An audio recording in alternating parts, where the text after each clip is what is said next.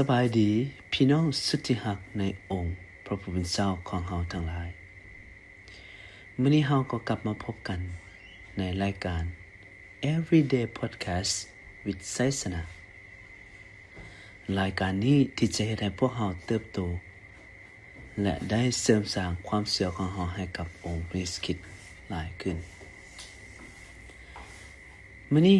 เฮาจะมาศึกษาในพระคำของพระเจ้าด้วยกันกิจการบทที่26ข้อที่12หาข้อที่18ในพระคำของพระเจ้าได้ทรงกล่าวว่าด้วยเหตุนี้ข้าน้อยจึงได้เดินทางไปที่เมืองดามัสกัสโดยอาศัยสิทธิอำนาจและคำสั่งของมหาปุโรหิตกษัตริย์อักริปาที่นับถือในเวลาเที่ยงวันนั้นเมื่อกำลังเดินทางไปนั้นข้าน้อยได้เห็นแสงสว่างกว่าแสงตะเวนจากท้องฟ้าส่องลงมาอ้อมข้าน้อยกับคนที่เดินทางไปนำข้าน้อยเมื่อทุกคนล้มลงที่พื้นดินและข้าน้อยได้ยินเสียงหนึ่งกล่าวเป็นภาษาเฮบเรว่าโซโลเอ้ยเป็นหยังเจ้าจึงข่มเหงเฮาเจ้าเฮ็ดให้เจ็บตัวเองละล่าดังสัตว์ที่ลูใส่ไม้แสของผู้เป็นนายข้าน้อยจึงถามว่าพระองค์เจ้าเอ๋ยพระองค์แม่นผู้ใดองค์พระผู้เป็นเจ้าตอบว่าเฮาแม่นเยซูผู้ที่เจ้ากำลังข่มเหงแต่จงลุกขึ้นและยืนอยู่เฮาได้ปรากฏแก่เจ้าเพื่อแต่งตั้งเจ้าให้เป็นผู้รับใช้ของเฮาเจ้าจะเป็นพยานของเฮาเพื่อบอกคนอื่นว่าในวันนี้เจ้าได้เห็นเฮาและบอกถึงสิ่งที่เฮาได้สำแดงให้ฮู้ในอนาคตเฮาจะช่วยกอบกู้เอาเจ้าออกจากประชาชนอิสราเอลและประชาชนอื่นๆที่เฮาจะใส่เจ้าไปหาข้อที่18เฮาจะใส่เจ้าไปก็เพื่อว่าเจ้าจะไขตาคนเหล่านั้นและเพื่อว่าเจ้าจะนำพวกเขาออกจากความมืดมาหาความสว่างและจากอำนาจของมารซาตานมาหาพระเจ้าโดยวางใจเชื่อในเฮาบาปกรรมของพวกเขาจะได้รับการให้อภัยและรับส่วนในท่ามกลางประชาชนที่พระเจ้าได้เลือกไว้เอเมนนี่คือพระคำของพระเจ้าที่มาถึงพี่น้องทุกๆคนข้าพเจ้าอยากจะแบ่งปันในหัวข้อที่ว่าพระเยซูคริสต์ได้มอบหมายภารกิจส่วนตัวของพระองค์ให้กับเปโลนั่นคือคำถามที่ข้าพเจ้าอยากจะถามพี่น้องคือว่ามีประสบการณ์ที่เจ้าได้พบกับพระเยซูคริสต์ในมื้อทำอิฐเป็นเท่าใดประสบการณ์เรื่องราวที่เจ้าได้รู้จักกับพระเยซูคริสต์ในมื้อทำอิฐเจ้ารู้สึกแนวใดเจ้ายังจดจำประสบการณ์นั้นอยู่บ่เจ้ายังจดจำเวลาที่เจ้าได้รับเอาพระเยซูคริสต์เข้ามาในชีวิตของเจ้าบ่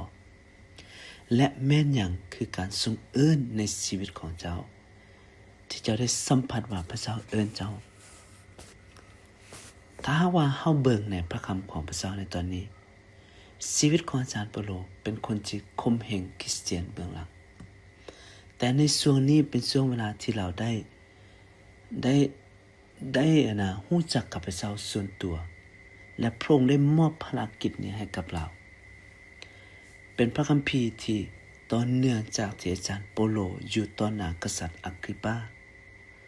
เปโลอยู่ในสถานการณ์ที่เป็นนักโทษและก็บ่ฮู้ว่ากษัตริย์อักริปาจะตัดสินเราไปในทางใดแต่สิ่งที่เฮาเห็นว่าเปโลยังมีความหนักแน่นเป็นพยานในความเชื่อของเราในข้อที่12หาข้อที่18นี้อาจารย์เปโลได้เล่าเหตุการณ์ที่เราได้พบกับพระเจ้าในช่วงที่เราเดินทางไปที่เมืองดามัสกัสพี่น้องจะเห็นอยู่ในข้อที่12ถ้าเราอ่านเราจะเห็นการที่อาจารย์เปโลได้พบกับพระเยซูคริสต์เป็นส่วนตัวและพระองค์ได้มอบภารกิจของพระองค์ให้กับอาจารย์เปโลแนวใดพี่น้องในช่วงเวลาที่เราเดินทางไปในเมืองดามัสกัสเป็นช่วงเวลาแห่งการเปลี่ยนจิตใจของเราจากเป็นคนที่ข่มเหงพระเยซูคริสต์ตอนนี้เรากลับกลายเป็นคนที่ฮู้การทรงเอิ้นที่มาจากพระเจ้า กลับใจเป็นช่วงเวลาที่เรายอมรับว่าพระเยซูคริสต์ทรงเป็นพระเจ้าและเรารู้ว่าพระองค์ทรงมีแผนการในชีวิตของเราเป็นวันและเป็นช่วงเวลาที่พระเยซูคริสต์มาปรากฏในชีวิตของอาจารย์เปาโลเถื่อธรรมิตรและเมื่อที่เราได้ encounter กับพระเจ้าชีวิตของเราได้เปลี่ยนเลยและอยู่ในข้อที่16พระเจ้าได้บอกกับเปาโลว่าแต่จงลุกขึ้นและยืนอยู่เฮาได้ปรากฏแก่เจ้าเพื่อแต่งตั้งเจ้าให้เป็นผู้รับใช้ของเฮาเจ้าจะเป็นพยานของเฮาและเพื่อบอกคนอื่นว่าในวันนี้เจ้าได้เห็นเฮาและบอกสิ่งที่พระองค์ได้สำแดงให้กับเราในอนาคตนี่คือสิ่งที่พระองค์ได้เอิ้นอาจารย์เปาโลพระเจ้าได้ปรากฏกับอาจารย์เปาโลแต่งตั้งให้เราเป็นผู้รับใช้และเป็นพยานให้กับพระเจ้าฉะนั้นคือมื้อนี้ข้าพเจ้าเองอยากจะมาเชิญชวนพี่น้องทบทวนในมื้อทำอิฐที่เจ้าได้พบกับพระเยซูคริสต์และการทรงเอิ้นที่พระเจ้าเอิ้นเจ้ามาจุดประสงค์ที่พระเจ้าเอิ้นเจ้ามาแม่นเพื่อสิ่งใดข้าพเจ้าหวังว่าพระเจ้าเอิ้นเจ้าก็เหมือนกับพระเจ้าที่จะเอิ้นอาจารย์เปาโลเป็นผู้รับใช้และเป็นพยานของพระเจ้าและจะไปบอกให้กับคนอื่นได้เห็นสิ่งที่พระเจ้าได้กระทำในชีวิตของเจ้าดังนั้นคือข้าพเจ้าอยากจะนูนใจให้กับพี่น้องได้ใช้เวลาใคร่ควรมือทำอิทธิเจ้าได้รู้จักกับพระเจ้าและพระเจ้าเอิ้นเจ้ามาอย่างในข้อที่18ได้ทรงกล่าวว่าเฮาจะใช้เจ้าไปก็เพื่อว่าเจ้าจะไขตาคนเหล่านั้นและเพื่อว่าเจ้าจะนำพวกเขาออกจากความมืดมาหาความสว่างนี่คือสิ่งที่พระเจ้าได้ใช้อาจารย์เปาโลและข้าพเจ้าก็นูนใจพี่น้องว่าพระเจ้าจะใช้พี่น้องไปไขตาคนเหล่านั้นและนำพวกเขาออกจากความมืดมาหาความสว่าง